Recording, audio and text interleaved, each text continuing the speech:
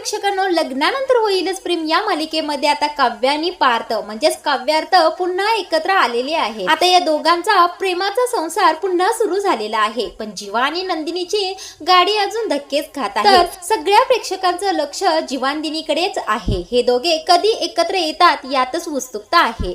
तर आता इथे पार्थ आणि काव्याने एक भन्नाट आयडिया केली आहे। नंदिनी आणि जीवा एकत्र येणार आहेत। आता जीवानंदिनी कोणत्या आयडियामुळे एकत्र येणार आहे तेच आपण या व्हिडिओ मध्ये पाहणार आहोत। तर प्रेक्षकांनो, नंदिनीने घरात सगळ्यांनाच खोटं सांगितलेलं असतं की जीवा आणि आता माझं भांडण मिटलेलं आहे आणि आम्ही दोघे पुन्हा एकत्र आलो आहोत, आणि यावर सगळ्यांचा विश्वास सुद्धा बसलेला असतो। पण आता इथे काय होतं, काव्य आणि पार्थ दोघे एकत्र बसून छान फ्रूट सॅलेड खातात आणि दोघे हॉलमध्ये येत असतात। तर आता इकडे नंदिनीला सुद्धा जीवाच्या रूम मध्ये जायचं असतं, बोलायचं असतं आणि सगळं भांडण मिटवायचं असतं, आणि ती पुन्हा पुन्हा जीवाला सॉरी सुद्धा म्हणत असते। पण आता जीवा त्याचा इगो धरून बसलेला असतो, तो त्याचा हट्ट सोडतच नसतो। त्याची इच्छा असते की नंदिनीने स्वतःहून रूम मध्ये राहायला यावं। आता नंदिनी जीवाच्या रूमच्या बाहेर आलेली असते आणि जीवाचं नंदिनीकडे लक्ष जातं। आता जीवा मनातल्या मनात म्हणत असतो, गेला वाटतं हिचा इगो, आता सगळं काही सोडून ही माझ्या रूम मध्ये स्वतःहून येणार हे बरं आहे, मी हिला आत ये म्हणणारच नाही। तेवढ्यातच नंदिनी स्वतःच्या मनातच म्हणत असते, किती हा माणूस अहंकारी आहे, या माणसाला माझी गरजच नाहीये वाटतं, मला आत सुद्धा ये म्हणत नाही आणि इथे झोपायला सुद्धा सांगत नाहीये। आता नंदिनी जीवा दोघेही एकमेकांकडे बघतच मनातल्या मनातच बोलत असतात। तेवढ्यातच आता जीवा नंदिनी काहीतरी बोलण्याची वाट पाहत असतो। आता नंदिनी बोलते। आता जीवाला वाटतं नंदिनी नक्कीच रूम मध्ये येऊ का असं विचारणार असते, तर असं काहीच नंदिनी विचारत नाही। नंदिनी जीवाकडे अंगावर घेण्यासाठी पांघरून मागते। आता जीवा म्हणतो, पांघरून कशासाठी मागत आहेस, तू कुठे झोपणार आहेस? त्यावेळेला नंदिनी म्हणते, तुम्ही मला रूम मध्ये बोलवत नाही तर माझी मी एकटी हॉल मध्ये झोपीन। आता जीवा सुद्धा स्वतःच्या मनात म्हणतो, मी हिच्या घराबाहेर 21 दिवस त्या रिक्षामध्ये झोपलो, हिला काहीच फरक पडला नाही तर मला काही फरक पडायला पाहिजे, जाऊ दे झोपू दे असं विचार करतो आणि तेथीलच एक ब्लँकेट घेतो आणि नंदिनीला देतो। आता नंदिनी ती ब्लँकेट घेऊन हॉल मध्ये जाते आणि तेथीलच एका सोप्यावर झोपी जाते। आता इकडे काव्य आणि पार्थ फ्रूट सॅलेड खाऊन झाल्यानंतर हॉलमध्ये येत असतात। आता हॉलमध्ये येतानाच या दोघांना नंदिनी सोप्यावर झोपलेली दिसते। आता काव्य म्हणते, ताई इथे झोपली आहे। पार्थ सुद्धा चकितच होतो, नंदिनी इथे का झोपले आहेत, म्हणजे या दोघांचं भांडण मिटलंच नाही अजून।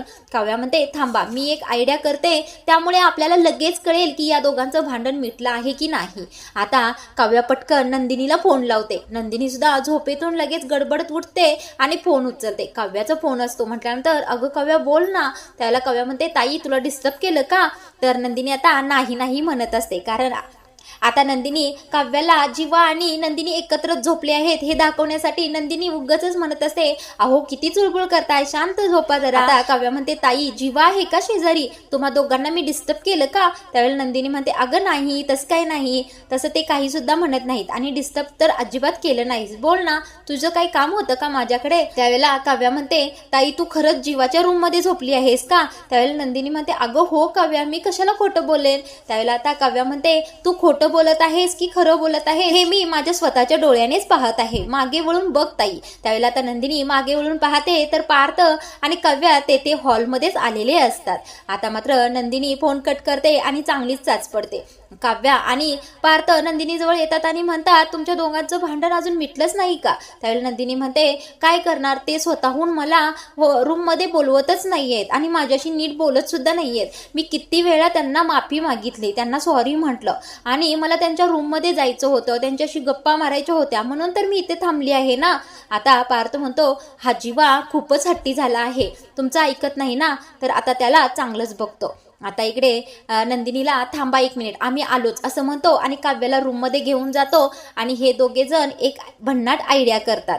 आता इकडे काव्य आणि पार्थची खूपच छान ऍक्टिंग दाखवली आहे। आता इथे दोघं जण अशी आयडिया करतात की काव्या नंदिनीला तिच्या रूम मध्ये झोपायला नेते आणि पार्थ जीवाजवळ झोपायला जातो। आता नंदिनीला येऊन सांगतात की मी जीवाजवळ झोपणार आहे आणि तुम्ही काव्याच्या रूम मध्ये झोपा। त्यावेळेला आता नंदिनी म्हणते, अहो नको, किती दिवसांनी तुम्ही तुम्ही दोघे एकत्र आला आहात तर तुम्ही दोघे एकत्र झोपा, मी इथे ठीक आहे. त्याला आता पार्थ म्हणतो तुम्हाला आमचं ऐकावंच लागेल. आता काव्या नंदिनीच्या हाताला गच्च धरते आणि स्वतःच्या रूममध्येच ओढत नेते. आता या दोघांची आणखी एक आयडिया झालेली असते, ती नंदिनीला सांगितलेलीच नसते. आता पार्थ जातो जीवाच्या रूममध्ये आणि बरंच काही सुनावायला लागतो. आता पार्थ आणि जीवा समोरासमोर बसलेले असतात आणि इकडे काव्याच्या रूममध्ये काव्या आणि नंदिनी समोरासमोर बसलेले असतात. आता ही काव्या खूपच हुशार निघते. आता नंदिनी जीवाबद्दल बरंच काही चांगलं चांगलं सगळं काव्याला सांगत असते आणि या काव्याने मोबाईलवर सगळं काही शूट केलेलं असतं, म्हणजे रेकॉर्डिंग सुरू ठेवूनच या नंदिनीचं सगळं बोलणं रेकॉर्ड केलेलं असतं. आता इकडे पार्थ सुद्धा जीवाला झोपूच देत नाही. आता काव्या जीवाबद्दल हे सगळं चांगलं बोलणं व्हिडिओ शूट करते आणि पार्थला पाठवते. आता पार्थ लगेच तो व्हिडिओ पाहतो आणि जीवाला दाखवतो. अरे जीवा, किती अहंकार धरणार आहेस, तुझा युगो बाजूला ठेव. हे बघ नंदिनी तुझ्यासाठी तळमळत आहेत, तडपडत आहेत, बघ त्यांचं प्रेम, त्यांच्या तोंडून ऐक. आता जीवा तो सगळा व्हिडिओ पाहतो जो काव्याने शूट केलेला असतो. त्यामध्ये नंदिनी सारखं असं म्हणत असते की आता मला जीवांबरोबर भांडायचं नाही, मला त्यांच्या सोबतच राहायचं आहे, मला त्यांच्या रूममध्ये त्यांच्या सोबत राहायचं आहे, त्यांच्या सोबत संसार करायचा आहे. आता मात्र जीवा थोडासा पागळलेला असतो आणि तो म्हणतो दादा चल माझ्या बरोबर तुमच्या रूम मध्ये. आता पार्थ आणि जीवा काव्याच्या रूम मध्ये जातात. आता जीवा मात्र पटकन रूम मध्ये गेल्यानंतर नंदिनीच्या हाताला धरतो आणि म्हणतो चल आपल्या रूम मध्ये चल. पार्थ आणि जीवा काव्याच्या रूम मध्ये जातात. त्यावेळेला या दोघी बोलत बसलेल्या असतात. आता जीवा काव्याच्या रूम मध्ये आला आहे पाहून नंदिनी पटकन उभी राहते. आता जीवा नंदिनीकडे बघत असतो आणि नंदिनी जीवाकडे पाहत असते. आता मात्र पार्थ आणि काव्या एका बाजूला शांत उभे राहतात. जीवा पटकन नंदिनी जवळ जातो आणि म्हणतो तुला माझ्याकडूनच ऐकायचं आहे ना, माझ्या हाताला धरूनच आपल्या रूम मध्ये यायचं आहे ना, तर चल मी आता तुझ्या हाताला धरूनच आपल्या रूम मध्ये तुला नेणार आहे, कारण या पसारेवाल्याची रूम या चकाचक बाई शिवाय अपूर्णच आहे. आता इथे जीवा सुद्धा सगळा राग माग सोडून नंदिनीच्या हाताला धरून त्यांच्या रूम मध्ये घेऊन जातो. तर प्रेक्षकांनो, लग्नानंतर होईलच प्रेम या मालिकेमध्ये आता जीवानंदिनी आणि काव्यार्थ पुन्हा एकत्र आलेले प्रेक्षकांना पाहायला मिळणार आहे. आणि नवीनच प्रोमो आता रिलीज झाला आहे. त्यामध्ये असं दाखवलं आहे की या चौघांच्या लग्नाचा घाट पुन्हा मालिकेमध्ये दाखवणार आहेत. आता या चौघांचं पुन्हा लग्नाच्या सगळ्या विधी होताना, लग्न होताना पाहिला प्रेक्षकांना खूपच मजा येणार आहे. तर पुढील व्हिडिओमध्ये या चौघांच्या लग्नाच्या सगळ्या विधी कशा होणार आहेत, या रम्या आणि वस्वात्यांची चांगलीच फजिती उडणार आहे, या चौघांचं लग्न विना संकटाचं कसं पार पडणार आहे तेच आपण पाहणार आहोत. तर हा व्हिडिओ तुम्हाला आवडला असेल तर व्हिडिओला लाईक करा आणि रोजच असे व्हिडिओ पाहण्यासाठी चॅनलला सबस्क्राईब करून ठेवा.